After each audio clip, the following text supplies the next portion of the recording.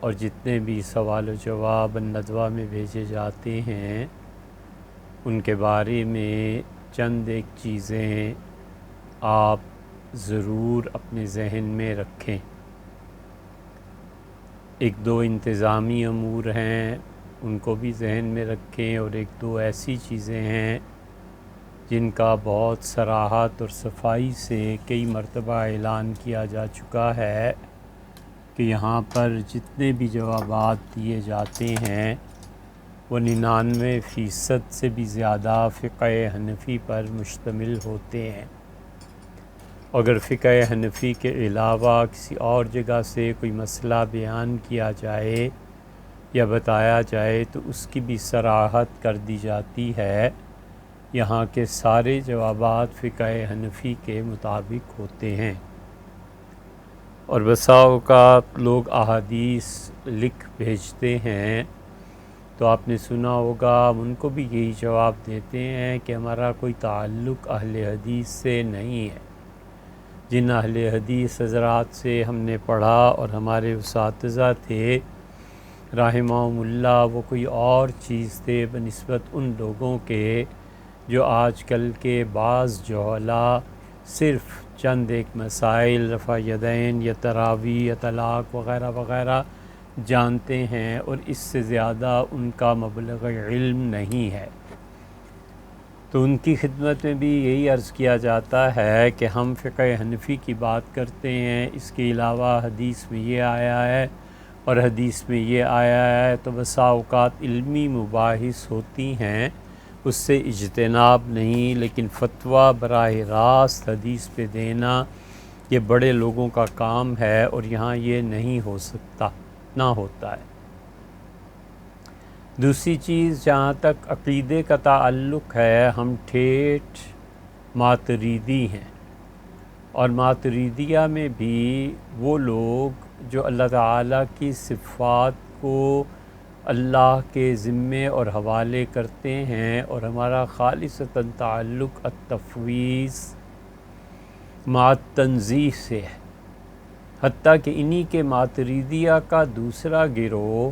جو التعویل مع التنزیہ کا قائل ہے، ہم تو اس کی طرف نہیں جاتے، کو جائیے کہ اشاعرہ کی طرف جائیں،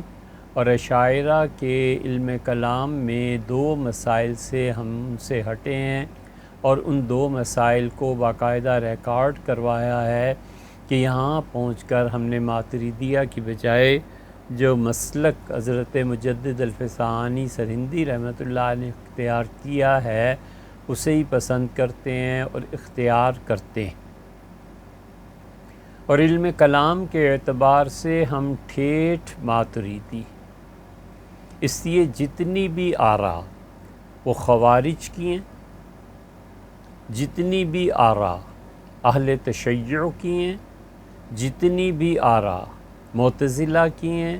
جتنی بھی آراء جہمیہ کی ہیں، اور جتنی بھی یہ جدید ان پڑھ اور بغیر علم کلام کا مطالعہ کیے ہوئے عقیدے کی کتابوں میں دخل دینے والے، یہ جتنے بھی ہیں، جہاں جہاں ان کا اور ماتریدیہ کا آپس میں اختلاف ہے، ہم ان سب کے عقائد کو گمراہ پر مبنی قرار دیتے ہیں، چاہے وہ گمراہی ایک کو، چاہے دو ہوں، چاہے 9 ہوں، چاہے وہ پورے کا پورا مسلک ان کا علم کلام میں الگ ہو، اس سے کوئی فرق نہیں پڑتا۔ جہاں ماتریدیوں نے ان کی تردید کی ہے ہم اسی کے قائل ہیں۔ ہم اللہ کی پناہ مانگتے ہیں کہ اپنے ان اکابر نے حنفی فقہا ہوں فروعات میں، اور حنفی ماتریدی ائمہ ہوں اصول میں، فقہ اکبر میں، ہم کبھی بھی ان کی مخالفت کریں اللہ کی پناہ ہے۔ کتاب و سنت سے جو انہوں نے سمجھا ہے اور جو وہ تحریر کر گئے ہیں ہم اس کے پابند ہیں۔ بھئی دو لفظوں میں اللہ اللہ خیر صلی اللہ، کسی کو سننا ہے اس کی مرضی، چاہتے تو ہم یہ بھی نہیں کہ کوئی سنے، لیکن کسی کو سننا ہے تو اس کی مرضی، نہیں سننا بسم اللہ، 1000 بار نہ سنیں۔ اور اسی طرح اگر کوئی شخص یہ سمجھتا ہے کہ ہم ماتریدیوں کی مکمل تقلید میں گمراہ ہیں، یہ اس کا فتویٰ اللہ تعالیٰ اسے نصیب فرمائے، اس میں برکتیں دے۔ ہم بالکل قطعاً اس راہ سے نہیں ہٹیں گے، نہ ہٹنا چاہتے ہیں جو راہ کتاب و سنت کی موجودگی میں اور صحابہ کرام رضی اللہ عنہم کے استنباط جو تھے، جو کچھ انہوں نے سمجھا تھا دین کے، اس مفہوم سے کہیں ادھر ادھر چلے جائیں۔ علم کلام میں رازی ہیں، علم کلام میں امام غزالی کی کتابیں ہیں۔ اشعری اور ماتریدی کا اختلاف ایک الگ ہے، وہ رازی کے ہاں بھی ہے اور غزالی کے ہاں بھی ہے۔ اور علم کلام میں امام نصفی ہیں، علم کلام میں طحاوی ہیں، علم کلام میں جوینی ہیں، علم کلام میں اسفرائینی ہیں، اس علم کلام میں باقلانی ہیں، علم کلام میں کوثری ہیں، رحمہم اللہ۔ اللہ کی توفیق سے اور اللہ تعالیٰ کی مدد سے ہم نے علم کلام میں ان لوگوں کے، اللہ کا شکر ہے، ہزاروں صفحات پڑھے ہیں، اور بالکل ٹھیک جو کچھ انہوں نے لکھا ہے ہم اسے مانتے ہیں۔ ہم کوئی ایک مسئلہ بھی ایسا نہیں ہے جس میں اپنے اکابر امام نووی کو، حافظ ابن حجر عسقلانی کو، ہمارے شیخ ابن تیمیہ رحمۃ اللہ علیہ، ابن قیم، ان حضرات کو یہ سمجھیں کہ یہ گمراہی پر ہیں، معاذ اللہ، استغفر اللہ۔ کوئی ایک مثال لے لیجئے، مثلاً وہ اس بات کے قائل ہیں کہ جادو ہے۔ بدائع الفوائد میں ابن قیم نے لکھا ہے، امام نووی نے لکھا ہے، امام نصفی نے لکھا ہے، ہم سب اہل السنہ، کیا اشعری کیا ماتریدی، سب قائل ہیں۔ جادو کے ہونے میں اختلاف ہے معتزلہ کا، وہ جادو کو کچھ نہیں مانتے، اور اختلاف ہے اہل تشیع کا۔ یہ جتنے بھی ملک میں جادو کا علاج کرنے والے نقوی، جعفری، شاہ صاحبان ہیں، ہم نے کئی ایک سے کہا کہ یار آپ کے عقیدے میں ہے کہ جادو کچھ نہیں ہے، اور بہت سو کو پتہ ہی نہیں تھا اپنے عقیدے کا۔ اور نجفی صاحب سرگودا میں بہت طویل عمر ان کی ہو گئی، اب تو 90 سے بھی زیادہ کے ہو گئے۔ ہم ان کے پاس گئے اور عقیدے کے سلسلے میں کچھ باتیں عرض کرنی تھی کئی برس پہلے، تو ہم نے کہا حضرت ہم تو جادو کے قائل ہیں، آپ تو اس کے قائل نہیں ہیں نا؟ تو انہوں نے برملا صاف لفظ میں کہا، میں نے لکھ بھی دیا اس کو کہ ہم جادو کے قائل نہیں ہیں۔ معتزلہ کا اور اہل تشیع کا یہ عقیدہ ہے کہ جادو نام کی چیز نظر بندی کے علاوہ کچھ نہیں، حتیٰ کہ ہمارے حنفی بہت بڑے ائمہ میں سے ابو بکر جساس رازی رحمہ اللہ اس بات کے قائل ہیں۔ رحمہ اللہ اس لیے کہہ رہا ہوں کہ وہ آدمی بہت بڑا تھا، بہت بڑا تھا۔ ان کے احکام القرآن اور ان کی اصول فقہ پہ جو کتاب ہے وہ، اور دیگر چیزیں آدمی جب پڑھتا ہے تو پھر آنکھیں کھلتی ہیں۔ جساس پوری عظمت کے باوجود، ہم ان کی قبر پہ گئے تھے، یہ جو رے ہے نا، رازی، امام رازی، رے ایک شہر تھا، یہ سب اس کی طرف منسوب ہیں کہ یہ اس شہر کے رہنے والے تھے، اور موجودہ دنیا میں وہ تہران ہے۔ تہران کے باہر جساس رازی کی قبر موجود ہے، اور جو ان کے طالب علمی کے زمانے میں، خیر وہ تو اللہ کا شکر ہے اب بھی ختم نہیں ہوا، اور خدا کرے کہ اللہ کے سامنے اور اس کے بعد بھی، خدا کی رویت کے بعد بھی یہ طالب علمی کا ہمارا دور جاری رہے، یہ اتنا عزیز ہے الحمدللہ۔ رازی جساس رحمۃ اللہ علیہ کی قبر پہ جاتے ہوئے بھی وہ 9 مسائل جن پہ ہم نے باقاعدہ نشان لگایا کہ یہاں یہ معتزلہ کی طرف چلے گئے ہیں، ہم تو ان کی مان کے نہ دیں، کجا یہ کہ معتزلہ کی، جہمیہ کی، اہل تشیع کی، روافض کی عقیدے میں انہیں کیسے مانا جا سکتا ہے بھئی؟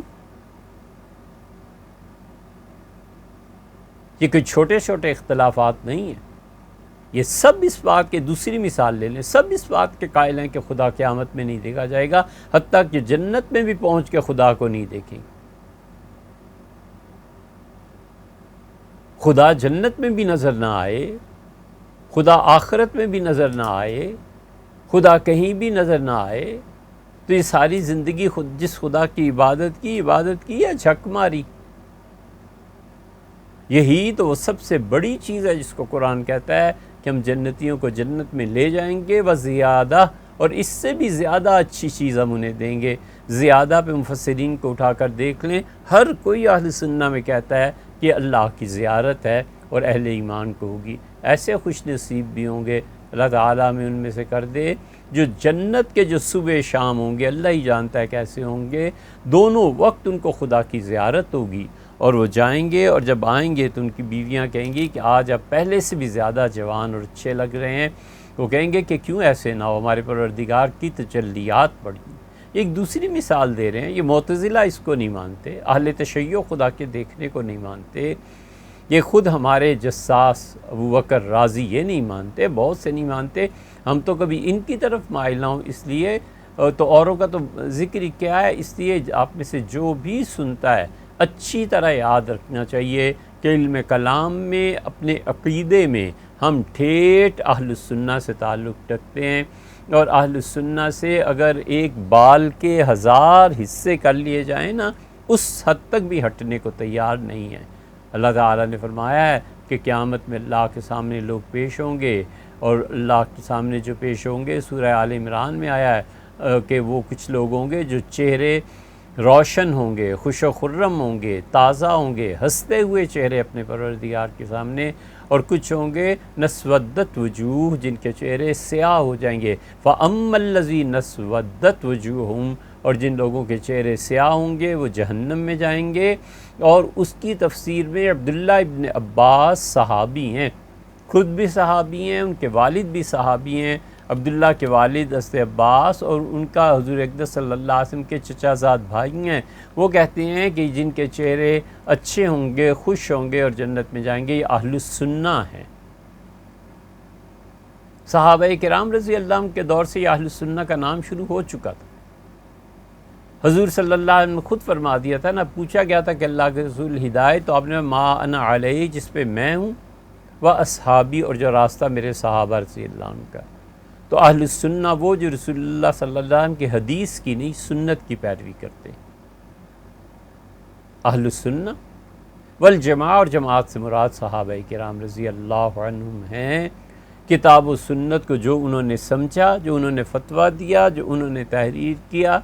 ہمارے لیے بڑی معراج ہے کہ ہم ان کے مدعا کو پالیں اور اسے سمجھ جائیں۔ کجا یہ کہ اب معتزلہ کے عقائد اور یہ چیزیں جو شروع ہو رہی ہیں، اس سے ہم صاف لفظوں میں دو باتیں بتا رہے ہیں، فقہ حنفی فروعات میں اور اصل علم کلام میں اپنے عقیدے کے اعتبار سے ہم اہل السنہ میں سے ہیں۔ اللہ تعالیٰ مجھے اسی پہ قائم رکھے، اسی پہ موت دے، اور مجھے اسی زمرے اور اسی گروہ کے ساتھ قیامت میں اٹھائے، اور اسی کے ساتھ ہم اللہ تعالیٰ کی بارگاہ میں پیش ہوں۔ اس لیے ایک بات تیسری یہ بھی یاد رکھیے، یہ جتنے آج کل گمراہ ہیں، یہ جو اٹھتا ہے کسی کو عذاب قبر میں نہیں ہوگا، ایک اور گمراہ اٹھتا ہے وہ کہتا ہے جادو ہی نہیں ہے، ایک تیسرا گمراہ اٹھتا ہے وہ کہتا ہے اللہ تعالیٰ کی رؤیت ہی نہیں، ایک چوتھا اٹھتا ہے کہتا ہے حضور اقدس صلی اللہ علیہ وسلم کی شفاعت ہی نہیں، ایک اور اٹھتا ہے کہ خبر واحد تو عقیدے میں کام ہی نہیں آتی۔ ہمارے اساتذہ کہتے تھے جسے بخاری صحیح طرح کھولنی بھی نہیں نہ آتی اور صفحہ پلٹنا بھی نہیں آتا، وہ بھی کہتا ہے بخاری شریف میں یہ غلطی ہے اور بخاری میں یہ غلطی ہے۔ یہ جتنے لوگ گمراہ ہیں ہمارے دور کے، یہ آپ یقین مانیں کہ وہی گمراہیاں ہیں جو پچھلے دور میں آئی تھیں۔ انہوں نے کچھ نہیں کیا، یہ اتنے پڑھے لکھے نہیں ہیں، ان کی ذہنی استعداد اتنی نہیں ہے کہ کوئی نئی چیز لا سکے۔ اگر یہ کہیں کہ خبر واحد حجت نہیں ہے تو خبر واحد کی حجیت کے قائل نہ ہونے کے اہل تشیع کا عقیدہ ہے، ہمارا نہیں۔ اگر یہ کہتے ہیں کہ عذاب قبر نہیں ہوتا تو معتزلہ بھی یہی کہتے تھے، تم کہتے ہو جادو نہیں ہوتا تو شیعہ بھی یہی کہتے ہیں، تم کہتے ہو اللہ تعالیٰ کو نہیں دیکھا جائے گا تو جہمیہ بھی یہی کہتے تھے۔ ہمیں بتائیں نا کون سی نئی چیز ہے جو آپ امت میں لائیں۔ اہل السنہ جن سب کو رد کر چکے، ان کو گمراہ قرار دے چکے۔ امام احمد ابن حنبل رحمۃ اللہ علیہ تو جنہیں کافر کہہ چکے، اور امام احمد ابن حنبل رحمۃ اللہ علیہ نے کوڑے کھائے جس مسلک پہ اہل السنہ، ان کی وجہ سے ہم ان کے پیروکار ہیں، ہم ان کے جانشین، اور جن کو وہ گمراہ قرار دے چکے، حتیٰ کہ کافر تک کہہ چکے، آپ ان کو بیٹھے ہوئے ہیں لے کے ابھی تک۔ عقیدے میں آپ نے صاحب فتح القدیر کو نہیں پڑھا کہ انہوں نے معتزلہ کے متعلق کیا لکھا ہے، مسامرہ پڑھیں۔ علم کلام اور عقیدے میں آپ نے باقلانی کو نہیں پڑھا، کتنے مسائل کے متعلق انہوں نے کہا ہے کہ یہ مسائل جو ہیں ان کا جاننا ہر مسلمان کے لیے ضروری ہے۔ امام راضی نے کیا لکھا ہے، اور راضی کے بعد پھر جب شیخ الاسلام ابن تیمیہ رحمۃ اللہ کے دور آیا تو انہوں نے کیا لکھا ہے، یہ سب چیزیں میرے بھیا آپ نے نہیں پڑھی، آپ کو کوئی حق نہیں پہنچتا کہ آپ اٹھ کے کہیں کہ جادو نہیں۔ بھی کیوں نہیں؟ وجہ جو دلائل آپ دیتے ہیں وہ دلائل خود گمراہی پہ مبنی ہے، کتاب و سنت کو نہ سمجھنا ہے، اور نتیجہ پھر یہ نکلتا ہے وہی جو موت کے وقت ایسے لوگوں کا ہوتا ہے۔ آپ جانتے ہی ہیں کہ مرنے سے پہلے ایک ہمارے دور کے بہت بڑے آدمی نے امام بخاری رحمۃ اللہ علیہ کی صحیح بخاری کے خلاف کتاب لکھی، بخاری کو گمراہ کہا امام بخاری رحمۃ اللہ علیہ کو، اور پھر وہ جا کر مرا۔ ہم نے کسی شخص کو نہیں دیکھا جو یزید کا حامی ہو اور اس کا خاتمہ برا نہ ہوا ہو۔ جو لوگ سیدنا علی، ان کی اولاد، سیدہ فاطمہ رضی اللہ عنہا کی اولاد، ان لوگوں کو برا کہتے ہیں اور کربلا پہ اعتراض ہے، اس چیز پہ اعتراض ہے، اس چیز پہ اعتراض ہے، یہ سب گمراہ ہیں، ناصبی ہیں۔ تو وہ ناصبی ہوں نہ ہم ان کی طرف ہیں، وہ رافضی ہوں نہ ہم ان کی طرف ہیں، ہمارا کیا تعلق ہے ان چیزوں سے؟ وہ جہمی ہوں ہم ان سے بری ہیں، وہ معتزلی ہو ہم ان سے بری ہیں، اور تم گمراہ جا جا کر ان کے عقائد اپناتے ہو، اور تمہیں خود نہیں پتا کہ تم کتنے بڑے کھڈے میں گر رہے ہو، اس لیے کہ پڑھا ہو تو تب نا۔ قسم اٹھاؤ تم میں سے کس کس نے شفا پڑھی؟ شفا جو ہے ابو علی سینا کی ہے، اور ابو علی سینا نے اس میں عقائد پہ بحث کی ہے یا نہیں؟ الہیات کا باب باندھا ہے یا نہیں؟ اگر اپنی عاقبت مطلوب ہے اور اہل السنہ میں رہنا ہے تو علم کلام میں ان لوگوں کو پڑھیے، اور اگر اہل السنہ میں ہی نہیں رہنا اور یہ جملہ لکھنا ہے کہ ہم عقیدے میں کسی کے مقلد نہیں ہیں، سبحان اللہ، یہی وہ چیز تھی جو سب گمراہوں میں آئی۔ ہم عقیدے میں ٹھیٹھ مقلد ہیں، ہم تو اتنے مقلد ہیں، تقلید کے اتنے قائل ہیں کہ ہم اس زمانے میں عدم تقلید کو گمراہی سمجھتے ہیں، اور یہ تقلید کا کرنا یا نہ کرنا، اس کے پیچھے جتنا علم مطلوب ہے کہ کس مسئلے میں تقلید سے ہٹا جا سکتا ہے، ہمیں اس موقع پہ پہنچ کے فتویٰ کہیں اور دینا چاہیے۔ ہم نے بھی بعض چیزیں ایسی کہی ہیں، لیکن پوری احتیاط کے ساتھ کہ ہمارے اساتذہ ایسے کہتے تھے۔